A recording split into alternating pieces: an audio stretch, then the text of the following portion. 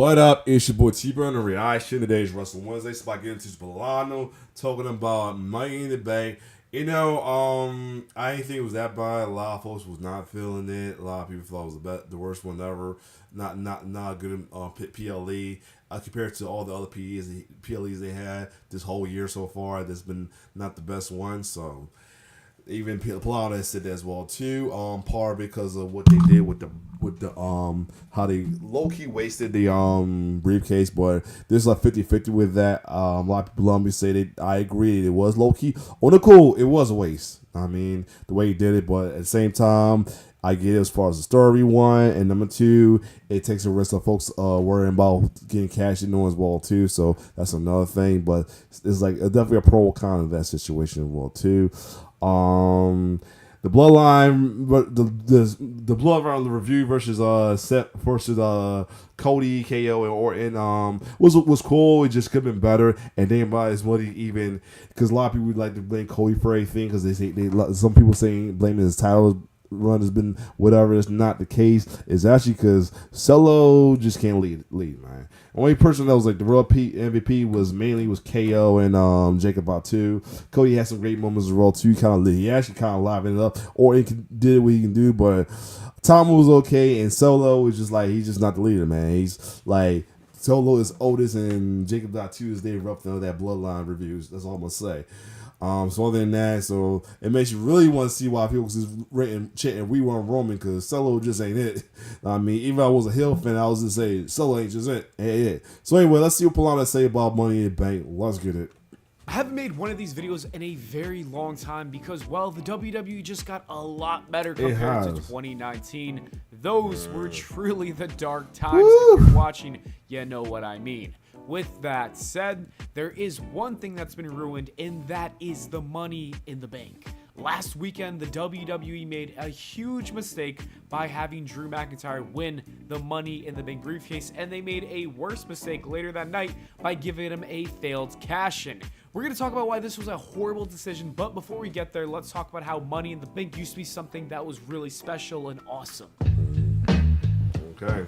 The Money in the Bank made its debut in 2005 when it was showcased at WrestleMania 21, and at the time, people were not too sure about this gimmick match. Some didn't even know if it was going to last more than a few years with the company. However, all those opinions would change when Edge cashed in the briefcase on a bloody John Cena after an Elimination Chamber match. I don't think anybody will ever forget Vince McMahon popping up after the match to tell the world that Edge was going to compete for the WWE title after the war that John Cena had gone through. After a couple of minutes, Edge took advantage and became the new WWE champion to shake things up.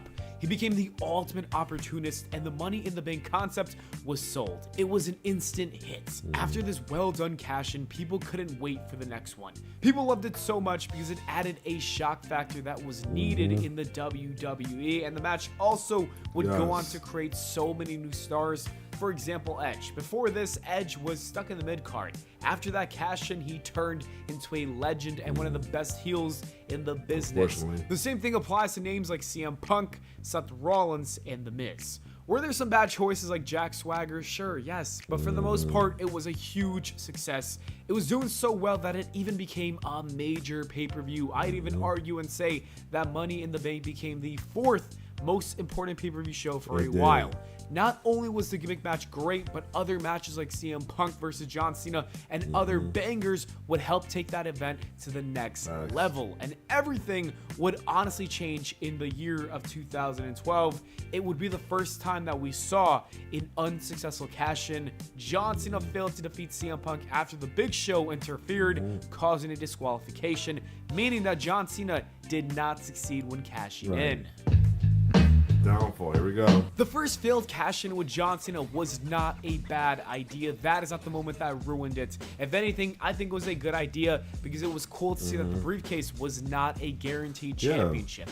That added a... That wasn't... Yeah, it wasn't... Hey, I was not mad at it. I mean, of course you're mad at the moment because, you know, it was facing the heel. But still, at the same time, you still want to be mad at it because of because the fact that John Cena didn't really need another championship, so but it was like cool. But it was a cool moment to see that John Cena had the title, has the was able to get the briefcase, so it was kind of cool on the low.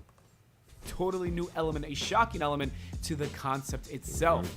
The problem with John Cena's failed cash-in is that WWE became too comfortable with that happening, because the very next year, Damien Sandow would fail his cash-in on John Cena. And then a few years later, Baron Corbin also failed to cash in on Jinder Mahal. The year after that, Braun Strowman also had an unsuccessful cash-in. Yeah. And after that, it just seemed like WWE just did not care about Money in the Bank the way they used to. Yeah. And part of that one, because they did not let, there was so much on Brock holding that title for so damn long, it was ridiculous. For example, you had Mustafa Ali looking like a fool, waiting for Brock Lesnar to show up and take the damn briefcase while he was on the top of the ladder. The man could have literally grabbed it, but no, he was staring at the Beast while the Beast was coming in the ring and just taking him out of the match. As you can see, what was once a prestigious match that would alter the future of the WWE by creating a new superstar had become a joke. However, if we had to pinpoint, I think part of it was because we was doing that 2010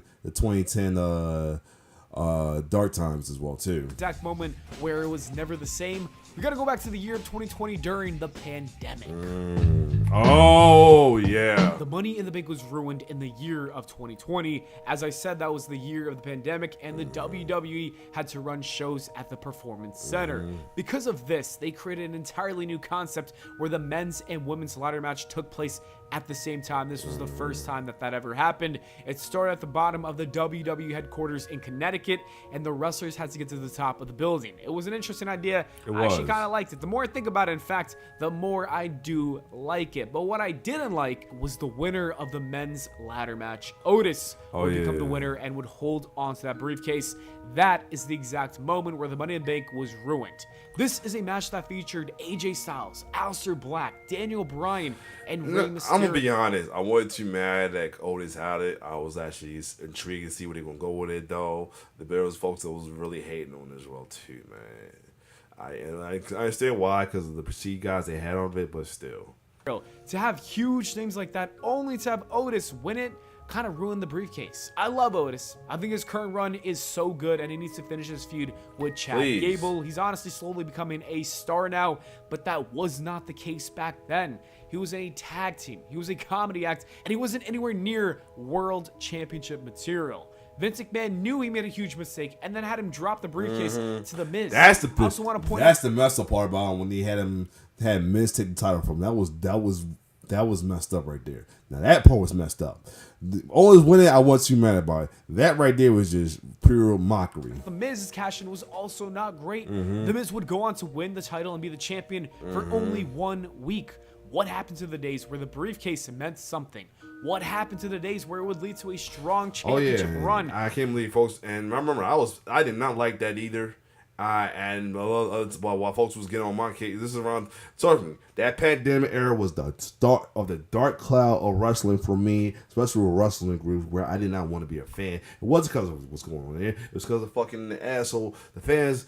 Fucking fans from these groups I was dealing with, it was this around time Roman turned heel, and folks was on my case about not root for him then, and the same with the Hurt Business and all that as well too. So yeah, it was around that. It was like pandemic was like not the best time for some wrestling fan as well too either, especially me. I'm gonna say that, and not because of what was going on with wrestling, because of other fans being at, because other fan stuff that happened in wrestling land, other wrestling fans was running with it, and it was a lot, man. It was stressful. It was stressful wrestling time.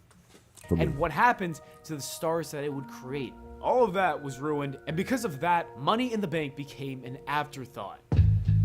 Oh, it got worse. While Vince McMahon's decision to have Otis win Money in the Bank ruined it, I thought that things would change when Triple H took over the WWE, but unfortunately, sadly, I was wrong. It looks like Hunter might be even worse than Vince McMahon when it comes to booking the Money in the Bank briefcase. When he took over the company, Austin Theory at the time was holding the briefcase. He was in a tough position because Roman Reigns was the undisputed WWE champion, and he was not going to drop those belts to Austin Theory. There's no way that Roman was going to drop the belts. With that said, I wouldn't have been upset at all if he had a failed cash-in on Roman Reigns, especially because the bloodline was always around. But that wasn't the plan. Instead, Triple H came up with a unique idea, and he booked Theory to cash in on the United States champion, Seth freaking Rollins. This would have been a solid idea if it was a successful cash-in, but no, it was not. Austin Theory was relegated to having a failed cash-in for the mid-card title, and that made the Money in the Bank an even bigger joke. The WWE should have had him either lose to Roman or at least beat low-key kind of ruined Austin Theory on the cool, let's be honest. Rollins for the US title, but to lose to Seth was just wrong. A terrible decision that I'll never forget about. The next year, he made another big mistake as well in 2023. Let's be real, LA Knight was on top of the world. Everyone wanted to see him win the briefcase. He was a heavy fan favorite, but instead, Triple H booked Damian Priest, who many people were not interested in winning that match. While he's having a decent run as a champion, and I kind of liked his cash-in, I'll always say that LA Knight not winning was the wrong decision. To this day, LA Knight has not done anything too important. He hasn't won any titles despite being red hot with the crowd for years now, and I just don't Hopefully he does win that US title at SummerSlam. If they don't, well, man, what are we doing? Let's be honest. Why Triple H didn't give him the briefcase. I think it's because of the long-term storytelling, but that's just a mistake. LA Knight should have won. Thankfully, Triple H had a second chance because LA Knight was in this year's Money in the Bank, and 2024 would have been perfect for him.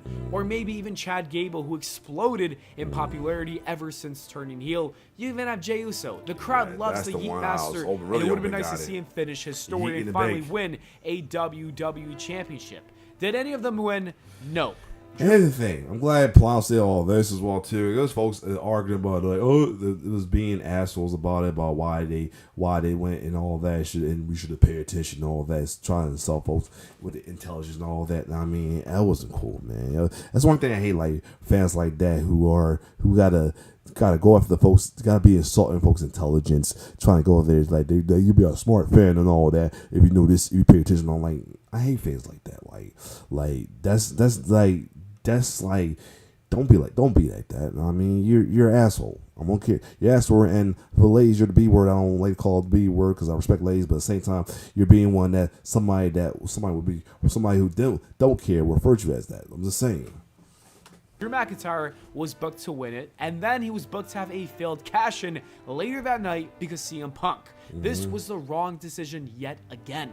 That feud between Punk and McIntyre is on fire. Punk just screwed Drew a month ago. Yeah, again, I feel like, I get it why he did, but at the same time, I feel like it didn't need a Money in the Bank for this feud to go. It could have went fine as is if he would have caused Drew McIntyre the ladder at the end, somebody like Jay or somebody. But I get it. They are the guys that have at champion round are too hot right now. Cody's too hot right now to worry about it. I guess eventually Gunther's going to win the title on SummerSlam, and he's going to be too hot right now. So I get it. This moment, I get honestly, it, but don't like it. Didn't do anything to move this feud forward. It just seems like Triple H didn't have any long-term plans for the Money in the Bank briefcase, and so he decided to waste it on that feud. If anything, this makes Punk look even worse in the story. It makes him look stupid. McIntyre and Punk are clearly going to have a match sometime down the line. Wouldn't it make sense for CM Punk to let Drew win this so that he can win the belt from Drew? I just don't get it. Like I said, this was unnecessary for this feud. I also don't like the argument that Cody and Gunther are going to be champions for a long time. Just don't make them champions forever. Don't do that. I mean, even with the face, man, I will love for a face championship that have a long term, but not that long.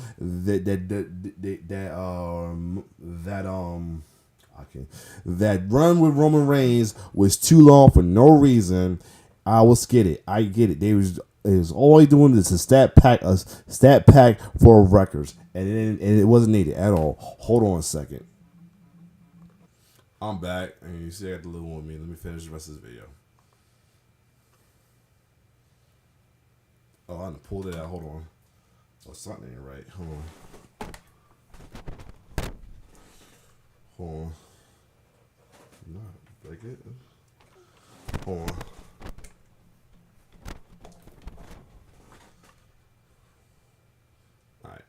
Alright, I'm back. He's trying to mess with the headphones. I don't want to mess with them. It's already half broken already, so let's go. Let Drew win this so that he can win the belt from Drew. I just don't get it. Like I said, this was unnecessary for this feud. I also don't like the argument that Cody and Gunther are going to be champions for a long time. Just don't make them champions forever. Alright, I get that. Although I would love for a face to have a nice little title run and not be shorthanded, but at the same time, I don't want another 4-year championship regardless of it as well too, because I feel like that I don't care if that was like I don't care if supposedly bring prestige to a title, but after so long it's going to get. I know Indy done it. TJ, oh my god, I know the Indy has done it, and I know the Indies has done it and all that as well too, but at the same time, it's not necessary. I know Indies done it. I know it's done it. And back in the territory they're wrestling, but at the same time, it's not needed. It's really not needed at all. So, anyway, no. Anyway, let's keep going. We don't need 2,000-day title reigns, or we don't need these guys to hold it until 2025. I think it's fine if somebody has a reign for maybe 150, 200 days. Like, that's okay. At the end of the day, the bottom line is that I think Triple H is 0 for 3 with the men's Money in the Bank ladder match. And for now, the concept is ruined. Hopefully, I really do hope that things will change. I guess we'll find out next year, which kind of sucks that we got to wait a year. But anyways, what do you guys think about the Money in the Bank concept? Do you think it's ruined or not? Let me know in the comments below. Thanks so much for watching. I hope y'all enjoyed. If you did, all right, cool. But yeah, it's like I said, it's 50-50. It does look like they wasted the title, but at the same time, I get why they did it. I somewhat understand why they did it, the way Spokes is explaining it as well too, but I low-key don't like it. But I get it. But you like get it, but you don't like it as well too. You get it because it's protect the chances of somebody like Cody or Gunther when he wins it to possibly not get worried about it getting cashed in on or anything as well too, because it's assholes in this fandom that since kind of from a woman. It's a-holes in the fandom that love that any heat or shit or stuff happens just to tease other fans about as well too. That's one thing I do not need that anymore for a while. We've done enough of that during Roman's run and all that. We've done enough. Number two, we like to have Cody have a good title run, and for the Hill fans to have for Gunther to have a good title run as well too. Sorry, you can't barely hear because I'm trying to get away from him. And 3. In 3, it doesn't seem like it does. We don't want to put a failed cash on somebody who a lot of fans want to get behind, and they'd be disappointed when they fail the cash in. That's all I'm saying. Hey, you say a lot. Other than that, if you like more reaction, don't like, share, subscribe to my YouTube channel. It's your boy T-Bear signing off. One love.